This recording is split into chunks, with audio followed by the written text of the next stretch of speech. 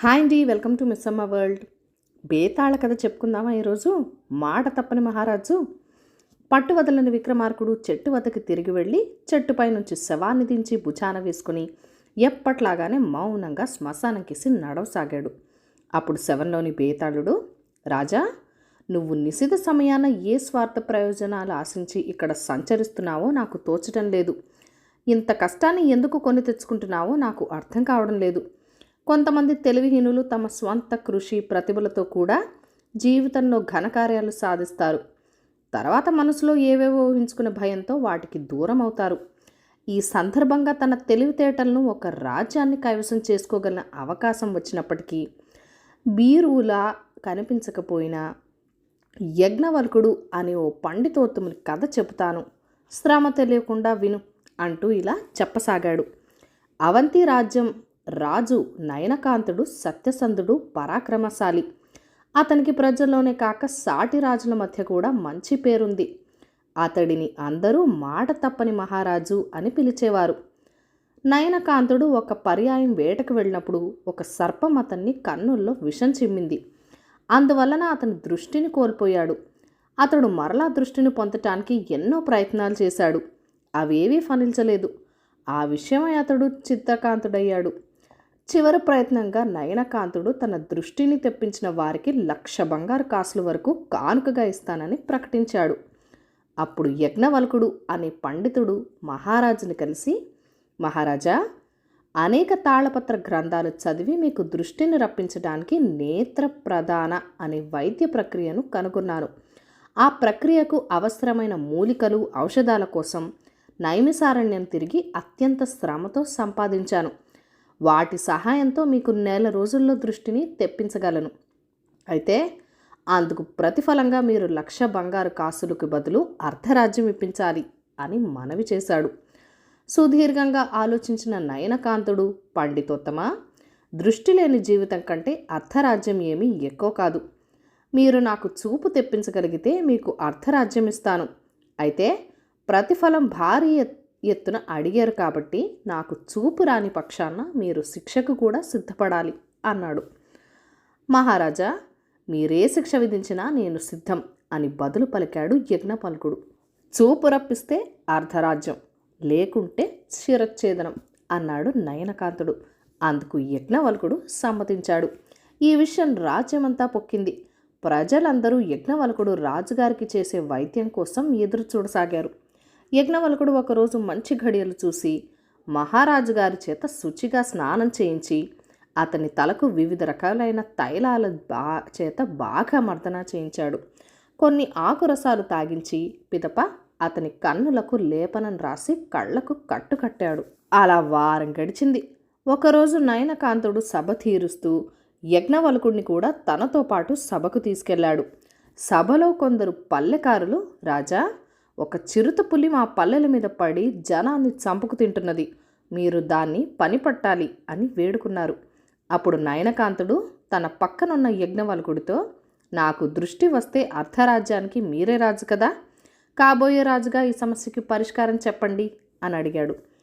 దానికే ఉంది రాజా, మెరకల్లాంటి సైనికులను కొందరు పల్లెలకు పంపే మాట వేసి చిరుతను చంపేలా పథకం వేద్దాం అన్నాడు యజ్ఞవల్కుడు.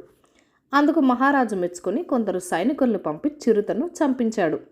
మరో వారం తర్వాత మహారాజు సభలో తీరి ఉన్నప్పుడు కొందరు ధనికులు, రాజా, గౌరవభరుడు అనే గజ దొంగ మా సంపద దోచుకుంటూ మాకు కంటి మీద కునుకు లేకుండా చేస్తున్నాడు, వాడిని బంధించే ఏర్పాటు చేయండి అని కోరారు.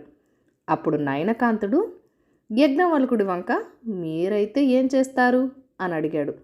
అప్పుడు యజ్ఞవల్కుడు, రాజా, కొందరు వేగులను చిల్లర దొంగలుగా రాజ్యం నలుమూలకు పంపుదాం. వారు తప్పక గౌరవ భైరవుడి దృష్టిలో పడతారు. అప్పుడు వాళ్లను తన ముఠాలో కలుపుకుంటాడు. అప్పుడు మన వేగుల ద్వారా అతడు ఏ ధనికుల ఇల్లు దోచుకోవటానికి వ్యూహరచన చేస్తున్నాడో తెలుసుకుని తేలిగ్గా బంధిద్దాం అని చెప్పాడు. మహారాజు యజ్ఞవల్కుడిని ప్రశంసించాడు. యజ్ఞవల్కుడి పథకం ప్రకారం గౌరవ భైరవుడు ఒక ధనికుడి ఇంట్లో ప్రవేశించి దోచుకోబోతూ రాజభటులకు దొరికిపోయాడు. ఒకరోజు యజ్ఞవల్కుడు మహారాజుకి తైలమర్దన చేస్తుండగా ఒక గూఢచారి వచ్చి, మహారాజా, విదర్భరాజు చంద్రహాసుడు మన రాజ్యం మీదకు దాడి చేయబోతున్నాడు అని సమాచారం అందించాడు. నయనకాంతుడు ఆ గూఢాచారిని పంపివేసి యజ్ఞవల్కుడితో, ఈ సమస్యను మీరు రాజు అయితే ఎలా పరిష్కరిస్తారు అని అడిగాడు. అప్పుడు యజ్ఞవల్కుడు నయనకాంతుడి ద్వారా ఇరు రాజ్యాల సైనిక బలాల వివరాలు అడిగి తెలుసుకుని, రాజా, మన రాజ్యం కంటే శత్రురాజు సైన్యం రెట్టింపు కాబట్టి అతడితో ప్రస్తుతానికి సంధి చేసుకోవడమే నయం అని భావిస్తున్నాను అని చెప్పాడు. అప్పుడు నయనకాంతుడు, మనం అలా చేస్తే శత్రురాజుకి కప్పం కట్టాలి, ఆ కప్పం కోసం ప్రజల మీద పన్నులు వేయాలి, ప్రజలు కష్టాల పాలవుతారు, అంతేకాక శత్రురాజు మన రాజ ప్రజలను బానిసలుగా చూస్తాడు, అంతకంటే శత్రురాజుతో యుద్ధం చేసి విజయమో వీరస్వర్గమో తేల్చుకుంటేనే చాలా మంచిది అన్నాడు. అయితే యుద్ధానికి సిద్ధపడతారా అని అడిగాడు యజ్ఞవల్కుడు. మీరు నాకు దృష్టి తెప్పిస్తే యుద్ధం తప్పక చేస్తాను అన్నాడు నయనకాంతుడు. రాజా, రేపటితో నేను మీకు చేస్తున్న వైద్యం ముగుస్తుంది, మీకు తప్పక దృష్టి వస్తుంది అని భరోసా ఇచ్చాడు యజ్ఞవల్కుడు. మరుదినం తైలమర్థనం అనంతరం యజ్ఞవల్కుడు మహారాజు కన్నులకున్న కట్టు తీసి, మహారాజా, మెల్లగా కళ్ళు విప్పి చూడండి అన్నాడు. కళ్ళు తెరిచిన నయనకాంతుడికి మొదట మసకమసగ్గా కనిపించిన దృశ్యం కొద్ది క్షణాలకు స్పష్టంగా కనిపించింది. అతడు యజ్ఞవల్కుడిని కౌగిలించుకుని, మీరిచ్చిన దృష్టితో శత్రురాజు మీద రెట్టింపు ఉత్సాహంతో పోరు సలుపుతాను, శత్రురాజ్యం వశమైతే అర్ధరాజ్యం కాదు, విదర్భ రాజ్యాన్ని సంపూర్ణంగా మీకు అప్పగిస్తాను అన్నాడు.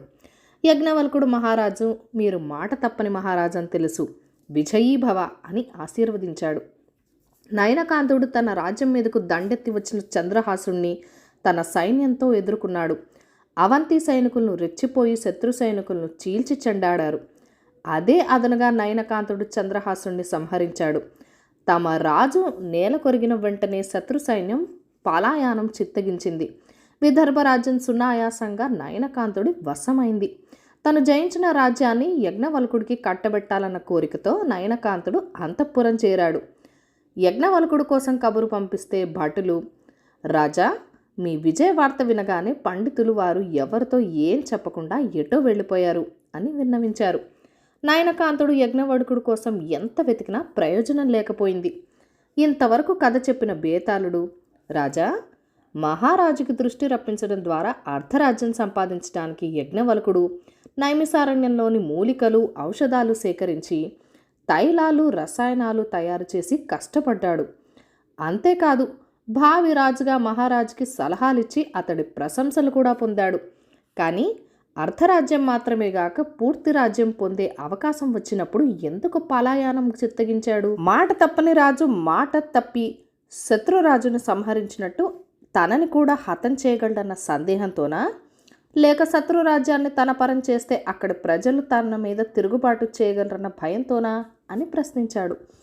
అందుకు విక్రమార్కుడు, బేతాళా, యజ్ఞవల్కుడు చిన్న విషయాల్లో సలహాలిచ్చాడే కానీ యుద్ధ ప్రస్తావన వచ్చిన సమయాన భీరువులా ప్రస్తావించాడు. మహారాజు విజయమో వీరస్వర్గమో అన్న నిశ్చయానికి వచ్చినప్పుడు యజ్ఞవల్కుడు రాజుకి కావలసిన ముఖ్య లక్షణాలేమిటో అవగతం చేసుకున్నాడు. తను స్వార్థంతో అర్ధరాజ్యం కోరితే మహారాజు ప్రజల కోసం ప్రాణాలకు తెగించి యుద్ధానికి సిద్ధపడ్డం అతనిలోని మార్పు తెచ్చింది. రాజుకు పదునైన బుర్రతో పాటు ధైర్య సాహసాలు, యుద్ధ కళల్లో ప్రావీణ్యం, ప్రాణత్యాగానికి సైతం వెరవని నిస్వార్థ బుద్ధి ఉండాలని గ్రహించాడు. బట్టే యుద్ధవల్కుడు తనకు రాజుకు కావలసిన లక్షణాలు లేవని గ్రహించి అంతఃపురం వీడి వెళ్ళిపోయాడు.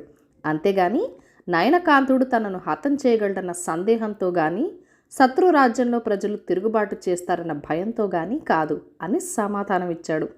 విక్రమార్కుడి నుండి సరైన సమాధానం రావటంతో బేతాళుడు తిరిగి చెట్టెక్కాడు. కథ కంచికి మనం ఇంటికి. మీకు ఈ కథ ఎలా అనిపించిందో నాతో కామెంట్ సెక్షన్లో షేర్ చేసేయండి. మన ఛానల్ని ఫస్ట్ టైం చూస్తున్నట్లయితే కనుక ప్లీజ్ సబ్స్క్రైబ్ చేసుకొని మీ సపోర్ట్ ఇవ్వండి. Thank you for watching. Bye bye.